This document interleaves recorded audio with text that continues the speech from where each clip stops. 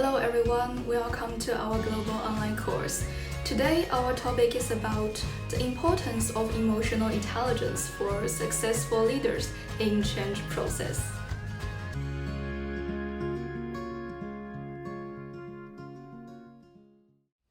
Changes at work can be emotionally intense, sparking confusion, fear, anxiety, frustration, and helplessness.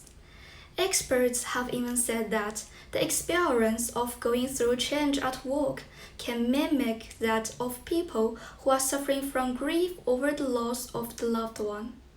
Because change can be so physically and emotionally draining, it often leads to burnout and puts into motion an insidious cycle that leads to even greater resistance to change.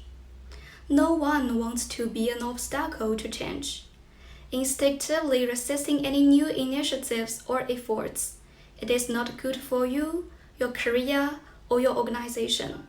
So let's imagine if you are a leader who is responsible for a changing process in your organization, what you will do to help all employees and yourself tide over difficulties. Now let's go to situation 1. Grace is the mid-manager. Now her company faced an emergency situation, so she is invited to sit in on a strategy meeting with other top executives. She is the most junior person in the room, but she is also the expert in the discussed field. At the beginning of the meeting, most of the top executives insist in conservative strategy, but in her mind, she thinks a radical strategy for change is the key for survival and success in current environment. If you are Grace, what will you do? Okay, now let's go to situation 2. Imagine your company decided to implement a new strategy. You are an executive in charge of this new strategy. However, in the board meeting, you have just watched a team of your employees present a bold analysis to the company's board of directors. In the gloom that follows, you will.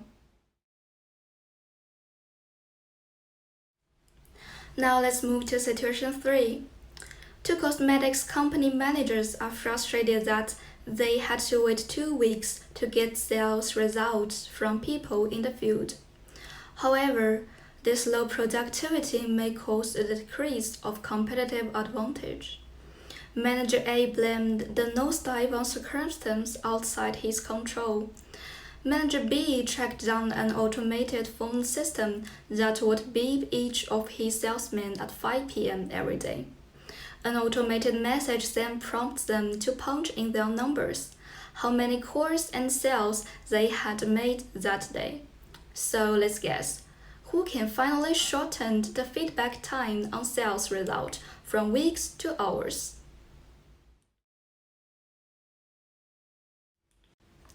In situation 4, let's consider what happened when two giant brokerage companies merged, creating redundant jobs in all their divisions. One division manager called his people together and gave a gloomy speech that emphasized the number of people who would soon be fired. The manager of another division gave his people a different kind of speech. He was upfront about his own worry and confusion, and he promised to keep people informed and to treat everyone fairly. And what do you think? What is the difference between these two managers?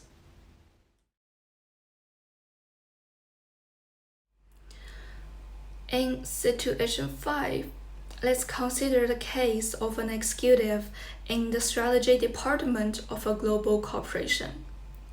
By 2020, he was convinced that the company's future lay with the digitalization, and on his own initiative, with no budget or formal status, he signed up the company to participate in an annual digitalization convention, calling on his allies and persuading various divisions to donate funds.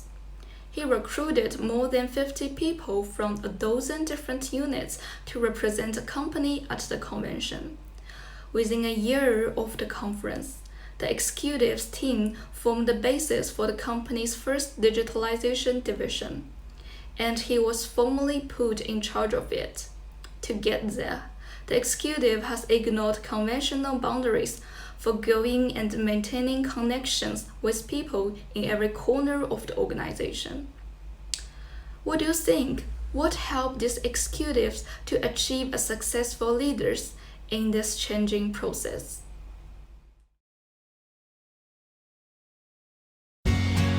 Okay, that's it. This is everything about our today's online course. Thanks for your attention. I hope you liked them and wish you a nice day.